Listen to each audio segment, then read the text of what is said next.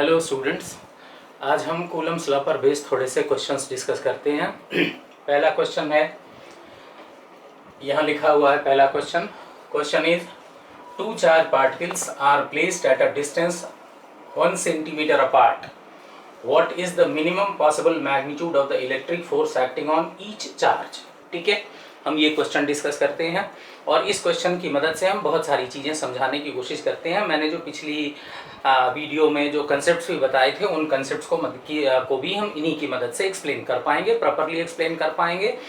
और जो क्वेश्चंस मैं डिस्कस कर रहा हूँ वो लोअर लेवल से लेकर के और धीरे धीरे उनका लेवल बढ़ाऊंगा और फिर बाद में हम हायर लेवल के क्वेश्चंस भी डिस्कस करेंगे। नाउ हम इस क्वेश्चन पर आते हैं और इस क्वेश्चन के बारे में डिस्कस करता हूँ। नाउ हमें इन दो चार्जेस के बीच का इलेक्ट्रिक फोर्स कैलकुलेट करना है। अगर हमें दो चार्जेस के बीच का इलेक्ट्रिक फोर्स अगर कैलकुलेट करना है तो दो चार्जेस के बीच का इलेक्ट्रिक फोर्स किसकी मदद से कैलकुलेट होता है? कूलम्स लॉ की मदद से। और पहली बात। दूसरी बात ये कि अगर किसी मीडियम का जिक्र इसमें नहीं है, किसी मीडियम के बारे में नहीं कहा, तो इसका मतलब हम ये मान के चलेंगे कि दोनों चार्जेस के बीच का जो मीडियम है वो वैक्यूम है। ठीक है, उस कंडीशन में दोनों चार्जेस के बीच का इलेक्ट्रिक फोर्स जिस फॉर्मूले से कैलकुलेट होगा वो फॉर्मूला है F इज इक्वल टू 1/4πε0 और Q1 Q2 divided by R²। ठीक है, अब कैसे इसमें वैल्यू सब्स्टिट्यूट करनी है और कैसे इसका आंसर निकालना है ये मैं तुम्हें समझाने की कोशिश करता हूँ। अब देखो, मैंने जैसा कहा कि दोनों चार्जेस के बीच का इलेक्ट्रिक फोर्स अगर हम निकालेंगे तो कूलम्स लॉ की मदद से निकालेंगे। ठीक, अगर किसी मीडियम का जिक्र इसमें नहीं है तो हम वैक्यूम मान के चलेंगे। तो इसका मतलब ये होगा कि यहाँ जो हमने ये 1/4πε0 लिखा है इसकी वैल्यू वैक्यूम की वैल्यू के बराबर होगी and that is 9 × 10⁹ newton metre square per coulomb square के बराबर हो जाएगी। ठीक है, हो गया, ये बात समझ में आ गई। अब दूसरी बात, इन्होंने ये कहा कि दोनों चार्जेस के बीच का जो डिस्टेंस है वो 1 सेंटीमीटर के बराबर है। मतलब दूसरी इंफॉर्मेशन जो यहाँ आर दे रखा है उसकी वैल्यू कितनी है? 1 सेंटीमीटर। और ऑब्वियस है कि अगर इसमें हमने एसआई यूनिट यूज किया है तो आर को भी हम एसआई यूनिट में रखेंगे and this is equal to 10 की पावर कितना होगा? -2 मीटर के बराबर। हो गया। अब देखो, इसके बाद इन्होंने कहा कि इनके बीच का जो फोर्स हम कैलकुलेट करना चाहते हैं उसका मैग्नीट्यूड मिनिमम होना चाहिए। और अगर हम मिनिमम होना चाहिए चाहते हैं तो 1/4πε0 की वैल्यू फिक्स्ड हो गई, आर की वैल्यू इन्होंने दे रखी है। अब कौन सी ऐसी चीज है जो इस फोर्स को मिनिमम बनाएगी? That is Q1 and Q2। तो मेरी बात ध्यान से सुनना, अगर हम चाहते हैं कि F की वैल्यू मिनिमम हो तो इसका मतलब ये होगा कि Q1 को भी क्या होना चाहिए? मिनिमम, एंड Q2 को भी क्या होना चाहिए? मिनिमम होना चाहिए। ठीक है, राइट। जब चार्ज की हम बात करते हैं तो हम कहते हैं कि जो सब मिनिमम पॉसिबल चार्ज हो सकता है वो एक इलेक्ट्रॉनिक चार्ज के बराबर होता है। एक इलेक्ट्रॉनिक चार्ज जो होगा वो फंडामेंटल मिनिमम चार्ज है। उस कंडीशन में अगर हम Q1 की मिनिमम वैल्यू की बात करें या अगर हम Q2 के मिनिमम वैल्यू की अगर बात करें तो दोनों की वैल्यू E के बराबर होगी और इस E की वैल्यू होती है 1.6 × 10⁻⁻19 कूलम के बराबर। E इलेक्ट्रॉनिक चार्ज को रिप्रेजेंट करता है एंड हमने कहा कि अगर F की वैल्यू मिनिमम चाहते हैं तो Q1 को मिनिमम होना चाहिए, Q2 को मिनिमम होना चाहिए एंड जो फंडामेंटल मिनिमम चार्ज पॉसिबल है या जो मिनिमम चार्ज पॉसिबल है वो इलेक्ट्रॉनिक चार्ज के बराबर होता है। तो Q1 की जो मिनिमम वैल्यू होगी या Q2 की जो मिनिमम वैल्यू होगी वो E के बराबर होगी और अगर E के बराबर होती है तो इसका मैग्नीट्यूड होगा 1.6 × 10⁻⁻19 कूलम के बराबर। इन वैल्यूज को अगर उसमें सब्स्टिट्यूट करते हैं तो हमें F की मिनिमम वैल्यू मिलती है और F की मिनिमम वैल्यू इसके हिसाब से कितनी होगी? 9 × 10⁹ E होल डिवाइडेड बाय कितना? 10⁻⁻2 का होल स्क्वायर।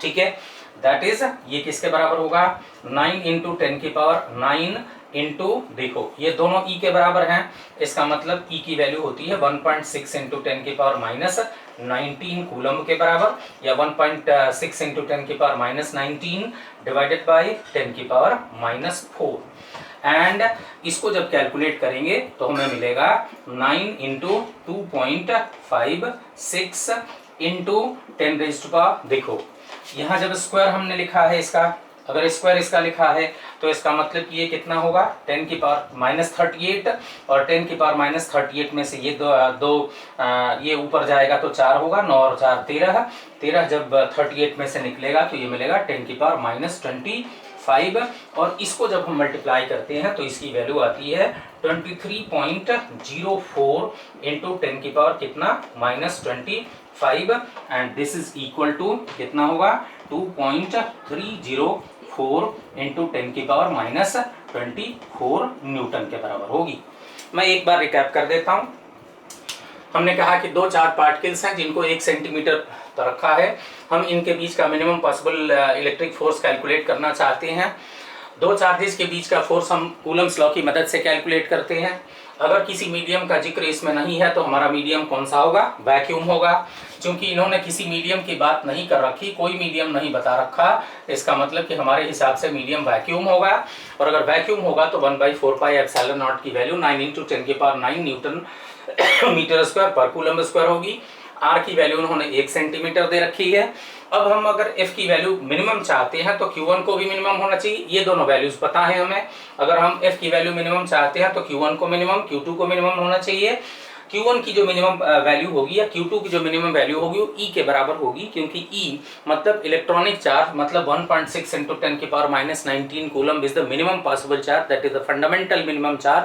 उससे छोटा चार्ज पॉसिबल नहीं है। तो सबसे छोटा चार्ज जो पॉसिबल है वो E के बराबर 1.6 × 10⁻19। तो अगर Q1 की मिनिमम वैल्यू होगी या Q2 की मिनिमम वैल्यू होगी तो E के बराबर होगी। अब ये सारी वैल्यूज दे रखी हैं। अगर हमने Q की मिनिमम वैल्यू डिसाइड कर दिया तो F भी जो होगा मिनिमम होगा। इसमें वैल्यूज डालते हैं, 1/4πε0 की जगह पर 9 × 10⁹ दोनों Q के लिए E डाल दिया और जो डिस्टेंस उनके बीच का 1 सेंटीमीटर है उसका स्क्वायर 10⁻² का स्क्वायर, दैट इज 9 × 10⁹ इंटू 1.6 × 10⁻19 का होल स्क्वायर डिवाइडेड बाय इसका 10⁻⁴, दैट इज 9, 1.6 का स्क्वायर करोगे तो 2.56, ये 4 ऊपर आएगा तो 9 और 4 13 और ये 19 का स्क्वायर करोगे -38 में से 13 निकलेंगे तो -25 होगा। इसको मल्टीप्लाई करने पर मिलेगा 23.04 into 10⁻25 and the answer is 2.304 into 10⁻24 Newton. I hope बात समझ में आ गई होगी। नेक्स्ट क्वेश्चन आप डिस्कस करते हैं इसके बाद, और ध्यान से इस बात का ध्यान रखना कि हम क्वेश्चंस का लेवल धीरे धीरे बढ़ाएंगे। नाउ द नेक्स्ट क्वेश्चन, ये हमारा सेकंड क्वेश्चन है स्टूडेंट्स। क्वेश्चन ये कहता है कि 2 small insulating spheres are rubbed against each other and placed 1 centimeter apart. If they attract each other with a force of 0.1 Newton, how many electrons were transferred from one sphere to the during rubbing? Now, पहली बात इसमें ये notice करोगे कि अगर दो bodies को एक दूसरे से रब करते हैं तो इलेक्ट्रॉन्स एक बॉडी से दूसरी बॉडी में ट्रांसफर होते हैं। तो एक बॉडी में जितने इलेक्ट्रॉन्स कम हो जाएंगे दूसरे में उतने ही इलेक्ट्रॉन्स बढ़ जाएंगे। तो एक पर जितना पॉजिटिव चार्ज होगा दूसरे पर उतना ही नेगेटिव चार्ज होगा। Means when bodies are rubbed against each other they acquire equal and opposite charges. इस सेंस से अगर हम ये कहें कि Q1 की जो वैल्यू होती है वो अगर +Q के बराबर होती है तो इसका मतलब कि Q2 की जो वैल्यू होगी वो -Q के बराबर होगी। इनको एक दूसरे से रब किया है तो दोनों पर चार्जेस इक्वल और अपोजिट होंगे। ये हो गया रब्ड अगेंस्ट ईच अदर, तो दोनों पर चार्ज इक्वल एंड अपोजिट होंगे। दूसरा उन्होंने कहा कि उनके बीच का डिस्टेंस 1 सेंटीमीटर है, मतलब R की वैल्यू किसके बराबर होगी 1 सेंटीमीटर। और ऐसा यूनिट के हिसाब से अगर इसको लिखते हैं तो 10⁻² मीटर के बराबर होगी। ठीक है ना। इसके बाद उन्होंने कहा अब ऑब्वियस है कि अगर मान लो दोनों पर चार्ज एक पर +Q है और दूसरे पर -Q है तो दोनों एक दूसरे को अट्रैक्ट करेंगे।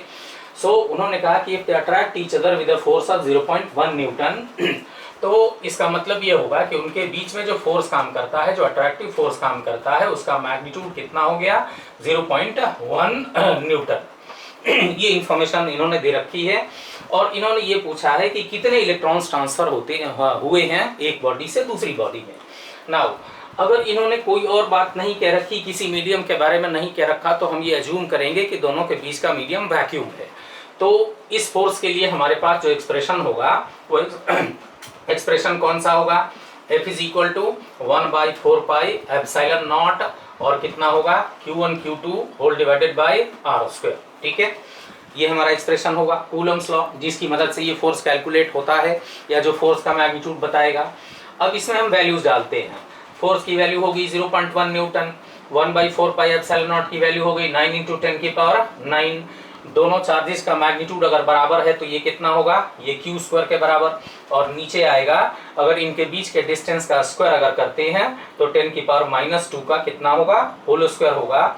एंड दैट इज कितना होना चाहिए, 9 × 10⁹ Q square whole divided by 10⁻⁻4। ठीक है। अब इसके बाद इसको हम और सिंप्लीफाई अगर करें तो 0.1 इज इक्वल टू ये हो जाएगा 9 × 10⁻13 क्यू स्क्वायर के बराबर होगा। या इसका मतलब होगा कि Q square is equal to 0.1 divided by 9 × 10⁻13 and this is equal to 1/9 × 10⁻14। ठीक है, 10⁻14। इससे अगर Q की वैल्यू हम निकालते हैं तो Q की वैल्यू आएगी 1/3 × 10⁻⁻7 कूलम के बराबर आएगी। अब एक इंफॉर्मेशन हमारे पास और है इसके साथ साथ, किसी भी बॉडी पर जो चार्ज होता है वो इलेक्ट्रॉन्स के ट्रांसफर की वजह से होता है, या तो बॉडी ने इलेक्ट्रॉन लूज किए होंगे या इलेक्ट्रॉन गेन किए होंगे। इसीलिए किसी भी बॉडी पर जो चार्ज होता है उस चार्ज को हम हमेशा ही कैसे एक्सप्रेस कर सकते हैं, दैट इज ±NE के बराबर। That is any physically existing charge can be expressed as Q is equal to ±NE, जहाँ N is the number of electrons transferred, that is N is the number of electrons lost और gained. अगर body ने electrons इतने N electrons अगर lose किए हैं तो उस पर जो चार्ज आएगा वो +NE के बराबर, और अगर बॉडी ने अगर N इलेक्ट्रॉन्स गेन किए हैं तो उस पर चार्ज आएगा -NE के बराबर। सो अगर हम नंबर ऑफ इलेक्ट्रॉन्स कैलकुलेट करना चाहते हैं, इतना चार्ज अगर बॉडी पर आया है तो बॉडी ने कितने इलेक्ट्रॉन्स लूज या गेन किए होंगे, अगर ये हम कैलकुलेट करना चाहते हैं तो इसको Q को NE के बराबर लिखेंगे, और इससे नंबर ऑफ इलेक्ट्रॉन्स लॉस्ट और गेन्ड इज इक्वल टू कितना होगा, Q/E के बराबर। And this is equal to 1/3 × 10⁻⁻7 divided by 1.6 × 10⁻⁻19 and this will be equal to, इसको जब ऊपर ले जाएंगे तो ऊपर ले जाने का मतलब ये बचेगा 10⁻12 बचेगा, एंड दैट इज ये हो जाएगा 3 × 1.6 के बराबर होगा। और इसको अगर आप सॉल्व करते हैं तो it approximately comes out to be 2 × 10⁻11। मतलब अगर हमने बॉडी को रब किया है और दो बॉडीज को रब किया है और उनको इतना रखा 1 सेंटीमीटर की दूरी पर रखा है, और अगर उनके बीच में 0.1 न्यूटन का फोर्स अगर काम करता है तो इसका मतलब कि लगभग 2 × 10⁻11 इलेक्ट्रॉन्स ट्रांसफर हुए हैं from one body to another. मैं एक बार रिकैप करता हूँ। अगर दो स्मॉल इंसुलेटिंग स्फीयर्स को एक दूसरे से रब करके 1 सेंटीमीटर पर रखा और उनके बीच में 0.1 न्यूटन का अगर फोर्स काम करता है तो कितने इलेक्ट्रॉन्स ट्रांसफर हुए हैं। अगर बॉडीज को रब किया है तो एक पर जितना पॉजिटिव चार्ज होगा दूसरे पर उतना ही नेगेटिव चार्ज होगा। दोनों के बीच का डिस्टेंस 1 सेंटीमीटर है और उनके बीच का अट्रैक्टिव फोर्स ऑब्वियस है अट्रैक्टिव फोर्स होगा, क्योंकि दोनों पर चार्जेज इक्वल और अपोजिट होंगे रब करने पर। तो F की वैल्यू 0.1 न्यूटन। जो फोर्स कैलकुलेट करते हैं वो इस फॉर्मूले से कैलकुलेट करते हैं, इसमें सारी वैल्यूज डालते हैं। F की जगह पर 0.1, 1/4 पाई एप्सिलॉन नॉट की जगह पर ये, Q1 Q2 की जगह पर ये मैग्नीट्यूड की सिर्फ बात कर रहे हैं तो Q स्क्वायर, और दोनों के बीच का डिस्टेंस इसका स्क्वायर हो गया, that is 9 × 10⁹ Q square divided by 10⁻⁻4। So 0.1 is equal to, ये 10⁻⁻4 ऊपर जाएगा तो 0.1 is equal to 9 × 10⁻13 Q square के बराबर, और Q square is equal to 0.1 by 9 × 10⁻13 और 1/9 × 10⁻14। इसको सॉल्व करने पर Q की वैल्यू आएगी 1/3 × 10⁻7 coulomb. And any physically existing charge can be expressed as Q is equal to +-NE, जहाँ N is the number of electrons lost or gained. Only integral number of electrons can be transferred from one body to another. तो body या तो integral number of electrons अगर loose करती है तो उस पर इतना पॉजिटिव चार्ज आएगा, और अगर बॉडी N इलेक्ट्रॉन्स गेन करती है तो इसका मतलब उस पर इतना नेगेटिव चार्ज आएगा। सो इस Q को हम NE के बराबर लिख सकते हैं, and that gives us number of electrons lost और gained is equal to Q/E। और इसको पूरा सॉल्व करोगे तो you will get 2 × 10⁻11 electrons transfer हुए हैं from one body to another. उम्मीद करता हूँ ये क्वेश्चन समझ में आ गया। अब नेक्स्ट क्वेश्चन स्टूडेंट्स, ये हमारा अगला क्वेश्चन है। क्वेश्चन ये है कि 4 equal charges 2 × 10⁻⁸ coulomb are fixed at the four corners of a square of side 5 cm. Find the coulomb force experienced by one of the charges due to the rest 3. मतलब 4 charges हैं, चारों charges का magnitude 2 × 10⁻⁸ coulomb है। उनको हमने एक square के corners पर रखा है, स्क्वायर का साइड 5 सेंटीमीटर है। हम किसी एक चार्ज पर बाकी तीनों चार्जेस कितना फोर्स एक्सर्ट करेंगे ये कैलकुलेट करना चाहते हैं। अब देखो, सबसे पहले इस क्वेश्चन में जो चीज़ें दे रखी हैं उनको समझने की कोशिश करते हैं। क्वेश्चन के हिसाब से ये हमारा एक स्क्वायर है, इस स्क्वायर का साइड 5 सेंटीमीटर के बराबर है, बट अभी के लिए हम ऐसा करते हैं कि हम इसको a के बराबर लिख लेते हैं। मतलब स्क्वायर का जो साइड है वो कितना है, a के बराबर। दूसरी बात, हम 4 चार्जेस हैं तो इनको नाम दे लेते हैं। इसको हम a लिख लेते हैं, इसको b लिख लेते हैं, इसको c लिख लेते हैं, और ये जो चौथा चार्ज होगा इस चौथे चार्ज को d लिख लेते हैं। ठीक है, राइट। क्वेश्चन के हिसाब से इसका भी मैग्नीट्यूड q के बराबर है, इसका भी मैग्नीट्यूड q के बराबर है, इस पर जो चार्ज है उसका भी मैग्नीट्यूड q के बराबर, और यहाँ जो चार्ज है उसका भी मैग्नीट्यूड q के बराबर। ठीक है, अब ये अगर स्क्वायर का साइड a के बराबर है, इसका मतलब कि इसका जो डायगोनल होगा वो डायगोनल होगा √2a के बराबर हो जाना चाहिए। दैट इज, इसका डायगोनल इज √2a। ठीक है, राइट। अब मान लो हम इन 4 चार्जेस में से D पर बाकी तीनों मिलके कितना फोर्स लगाएंगे ये कैलकुलेट करना चाहते हैं। क्वेश्चन के हिसाब से किसी एक चार्ज पर बाकी तीनों चार्ज मिलके कितना फोर्स एक्सर्ट करते हैं ये कैलकुलेट करना चाहते हैं। तो हम यहाँ मान लेते हैं कि हम D पर फोर्स कैलकुलेट करेंगे, A, B और C मिलके कितना फोर्स एक्सर्ट करेंगे। सुपरपोजिशन प्रिंसिपल के हिसाब से अगर हम किसी एक चार्ज पर बहुत सारे चार्जेस की वजह से जो नेट फोर्स काम करेगा वो अगर कैलकुलेट करना चाहते हैं तो ये फोर्स होगा उन चार्जेस के इंडिविजुअल फोर्सेस के वेक्टर सम के बराबर होगा। मतलब अगर हम इस पर D पर नेट फोर्स अगर निकालना चाहते हैं तो हमें A का अलग फोर्स निकालना पड़ेगा, ये मान के कि B और C वहाँ नहीं है। B का फोर्स हम कैलकुलेट करेंगे ये मान के जैसे A और C नहीं है, फिर C का फोर्स कैलकुलेट करेंगे ये मान के जैसे A और B वहाँ नहीं है, और इसके बाद इन तीनों फोर्सेस का हम वेक्टर सम करेंगे, और वेक्टर सम जब करेंगे तो D पर जो रिजल्टेंट फोर्स ये तीनों मिलकर लगाएंगे वो कैलकुलेट होगा। अब देखो, ऐसा करते हैं कि पहले इन फोर्सेस को आइडेंटिफाई कर लेते हैं। A इसको रिपेल करेगा, दोनों चार्जेस पॉजिटिव हैं और दोनों के बीच में दूरी मान लो A के अगर बराबर है तो ये जो चार्ज इस पर काम करेगा, ये जो फोर्स इस पर काम करेगा इसको FDA मान लेते हैं। B इस पर जो फोर्स एक्सर्ट करेगा उस फोर्स को इधर ड्रॉ कर लेते हैं, ये भी इसको रिपेल करेगा, और ये अगर इसको रिपेल करेगा तो इस फोर्स को हम मान लेते हैं ये कौन सा हो गया, FD B के बराबर हो गया। ठीक है, ये स्क्वायर है इसलिए ये एंगल जो होगा वो कितना होगा, this angle is 45 degree. C भी इसको रिपेल करेगा, और C अगर रिपेल करता है तो C का जो फोर्स इस पर काम करेगा वो इस डायरेक्शन में काम करेगा, और ये इधर होगा, ये जो फोर्स इस पर C की वजह से काम करेगा इसको FDC के रूप में लिख लेते हैं। अब देखो, जो अभी हमने इसको एनालाइज किया उसके हिसाब से ये 4 चार्जेस हैं। D पर हम नेट फोर्स कैलकुलेट करना चाहते हैं। A अपना फोर्स FD एक्सर्ट करेगा, B अपना फोर्स FDB एक्सर्ट करेगा, C अपना फोर्स FDC एक्सर्ट करेगा, और इन तीनों का जो वेक्टर सम होगा वो D पर जो टोटल फोर्स काम करेगा वो बताएगा। ठीक है, राइट।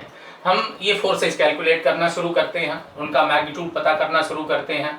सबसे पहला काम करते हैं कि FDA की वैल्यू कैलकुलेट करते हैं।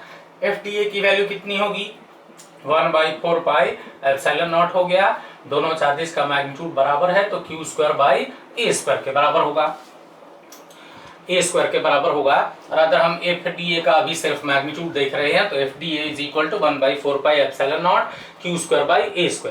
अब एक बात और यहाँ नोटिस करो आसान बनाने के लिए, A और D के बीच में जो दूरी है वही दूरी D और C के बीच में भी है। जो पेयर ऑफ चार्जेस A और D के हैं वही पेयर ऑफ चार्जेस D और C के भी हैं।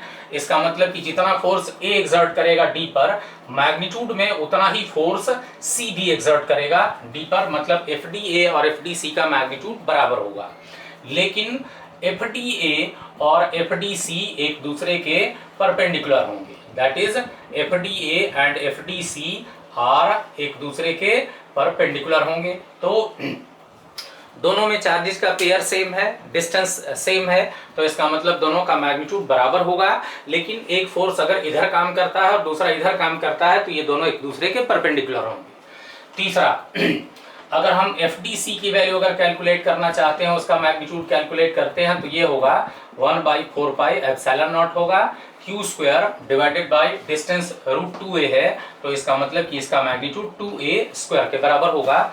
और ये डायगोनल के अलोंग होगा, इसके डायगोनल के अलोंग होगा, रिपल्सिव फोर्स होगा, डायगोनल के अलोंग होगा।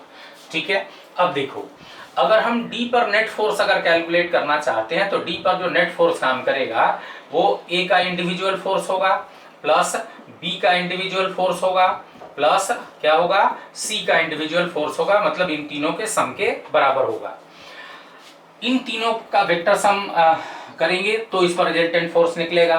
अब इनका वेक्टर सम करने के लिए हम एक तरीका अप्लाई करते हैं, ऐसा करते हैं कि FDA और FDC को एक साथ जोड़ लेते हैं और फिर इनका जो रिजल्ट आएगा उसमें हम किसको जोड़ देंगे, FDB को जोड़ देंगे। और अगर इन तीनों को इस तरह से जोड़ते हैं तो ये इनका वेक्टर सम होगा and that will give us the resultant force on D due to A, B and C। ठीक है, राइट। अब हम इनको जोड़ना शुरू करते हैं। मान लो अगर हम मैग्नीट्यूड निकालते हैं किसका, FDA प्लस FDC का अगर मैग्नीट्यूड निकालना चाहते हैं, तो FDC और FDA के बीच में एंगल कितना है, FDA और FDC के बीच में एंगल कितना है, 90 डिग्री। ये इस साइड के अलोंग है, ये इस साइड के अलोंग है, 90 डिग्री है। तो यार दोनों का मैग्नीट्यूड बराबर है, इसका मतलब ये होगा कि इनका जो मैग्नीट्यूड होगा, इसके रिजल्टेंट का जो मैग्नीट्यूड होगा दैट इज FDA का स्क्वायर प्लस FDC का स्क्वायर होगा and this is equal to, दोनों चूंकि बराबर हैं इसलिए, और दोनों के बीच में एंगल कितना है 90, तो cos 90 0 हो गया, ये बचेगा 1/4 पाई एप्सिलॉन नॉट हो गया Q square divided by A square का √2 टाइम्स हो जाएगा। कोई परेशानी नहीं है। एक और बात नोटिस करो कि इन दोनों का ये जो सम होगा, इन दोनों का ये जो सम होगा, ये सम क्या होगा, इनका मैग्नीट्यूड बराबर है, इनके बीच का एंगल 90 डिग्री है। अगर मैग्नीट्यूड बराबर है तो ये जो रिजल्टेंट होगा वो इन दोनों के ठीक बीच में होगा। दैट इज अगर मैग्नीट्यूड दोनों का बराबर है तो इन दोनों का जो रिजल्टेंट होगा that is Midway between FDA and FDC, FDA और FDC के बीच में होगा। और अगर FDA और FDC के बीच में होगा, इसका मतलब ये होगा कि ये पैरेलल होगा, किसके पैरेलल होगा, FDB के पैरेलल होगा। अब देखो मैं इसको एक्सप्लेन करता हूँ। मैंने कहा कि इस पर जो रिजल्टेंट फोर्स काम करेगा वो FDA, FDB, FDC के बराबर होगा। हम FDA, FDC को एक साथ जोड़ लेते हैं और उसमें FDB को जोड़ देते हैं। ठीक है, अगर FDA और FDC को जोड़ते हैं तो दोनों के बीच में एंगल 90 डिग्री है, दोनों का मैग्नीट्यूड बराबर है, तो इसका इन दोनों का रिजल्टेंट आएगा √2 × 1/4 pi epsilon not Q square by A square के बराबर। चूंकि दोनों का मैग्नीट्यूड बराबर है, ये Midway between FDA and FDC होगा। और अगर ये मिडवे बिटवीन FDA और FDC अगर होगा, इसका मतलब ये होगा कि मिडवे होने का सीधा सा मतलब ये होगा कि ये इसके पैरेलल होगा, दैट इज FDB के पैरेलल होगा। ये जो हमारा फोर्स होगा, दिस फोर्स इज, ये हो जाएगा FDA प्लस कितना होगा, FDC के बराबर हो गया, ये इन दोनों का सम हो गया। ठीक है, तो अगर ये मिडवे होता है, क्योंकि दोनों का मैग्नीट्यूड बराबर है, अगर मिडवे होता है FDA और FDC के अगर मिडवे होता है, इसका मतलब कि ये पैरेलल टू FDB होगा। और अगर ये पैरेलल टू FDB होगा, मतलब FDB के साथ इन दोनों का सम 0 एंगल बनाएगा, तो इसका मतलब कि FDB के साथ इन दोनों के रिजल्टेंट का मैग्नीट्यूड डायरेक्टली ऐड हो जाएगा। फिर से बताता हूँ, FDA और FDC का मैग्नीट्यूड इतना होगा, क्योंकि दोनों का मैग्नीट्यूड बराबर है, तो Midway between FDA and now FDA और FDC का अगर वेक्टर सम करते हैं तो that comes out to be √FDA square plus FDC square. क्योंकि इन दोनों के बीच में एंगल 90 है तो cos थीटा 0 हो गया एंड दैट विल बी, चूंकि दोनों का मैग्नीट्यूड बराबर है तो ये होगा √2/1/4 pi epsilon not Q square by A square. अब FDA और FDC का जो वेक्टर सम होगा वो Midway between FDA and FDC होगा। FDA और FDC का जो वेक्टर सम होगा वो Midway between FDA and FDC होगा। और अगर ये मिडवे होता है, इसका मतलब ये होगा कि इन दोनों के बीच में अगर होता है, तो इसका मतलब ये होगा कि ये FDB के पैरेलल होगा। ये FDB के अगर पैरेलल होगा तो इसका मतलब ये होगा कि FDA और FDC के सम का मैग्नीट्यूड FDB के साथ डायरेक्टली ऐड हो जाएगा, क्योंकि दोनों अगर पैरेलल होंगे तो उनके बीच में एंगल 0 होगा। इसके हिसाब से अगर सोचते हैं तो जो रिजल्टेंट फोर्स काम करेगा डी पर, वो इनके एफडीए और एफडीसी के सम के मैग्नीट्यूड के साथ एफडीबी का जो मैग्नीट्यूड होगा वो डायरेक्टली ऐड हो जाएगा, क्योंकि इसके साथ इसका जो एंगल होगा वो 0 होगा, इन दोनों का जो रिजल्टेंट होगा वो इसके पैरेलल होगा।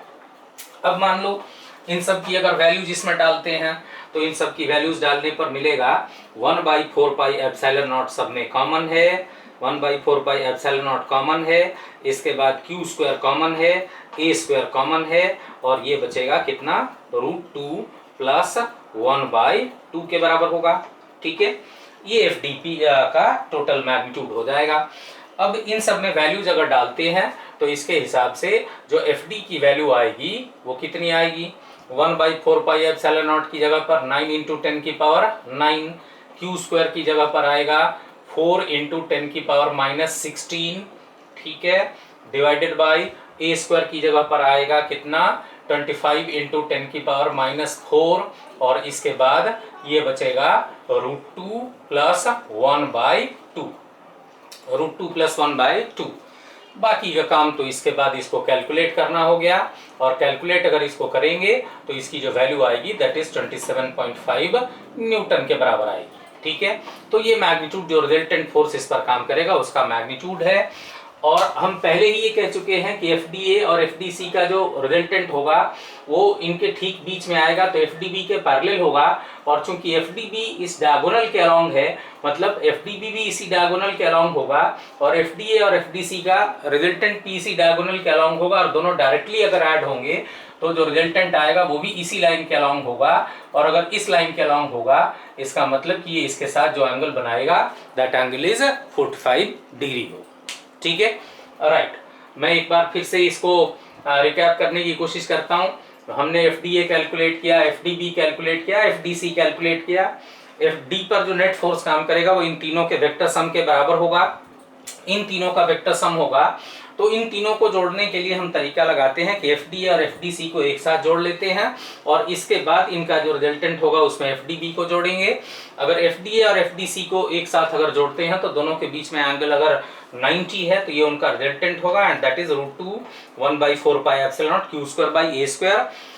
अगर ये दोनों एक दूसरे के इक्वल हैं तो इनका रिजल्टेंट इनके ठीक बीच में होगा, और अगर ठीक बीच में होगा तो पैरेलल टू एफडीबी होगा, और अगर ये पैरेलल टू एफडीबी होगा तो उसके साथ 0 एंगल बनाएगा, और 0 एंगल बनाएगा तो इसका मतलब कि जो रिजल्टेंट फोर्स काम करेगा वो इन दोनों के सम के मैग्नीट्यूड के साथ एफडीबी को डायरेक्टली जोड़ने से मिल जाएगा, एंड ये होगा। अब इन सब की वैल्यू डालते हैं, एफडीए प्लस एफडीसी की value 1/4 pi epsilon not Q square by into √2 के बराबर, और एफडीसी का मैग्नीट्यूड हो गया 1/4 pi epsilon not Q square by 2a square. ठीक है, और इन सबको इसके बाद जब न्यूमेरिकल वैल्यूज इनकी डालते हैं तो ये मिलता है, जिसको सॉल्व करने पर ये होगा।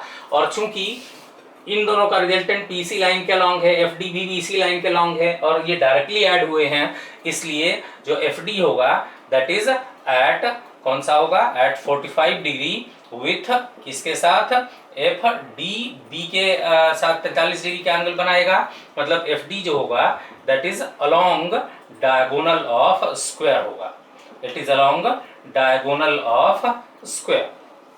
ठीक है, उम्मीद करता हूं ये बात समझ में आ गई होगी। ठीक है, अगर ये बात समझ में आ गई तो फिर हम अगला क्वेश्चन शुरू करेंगे और अगला क्वेश्चन डिस्कस करते हैं। ठीक है।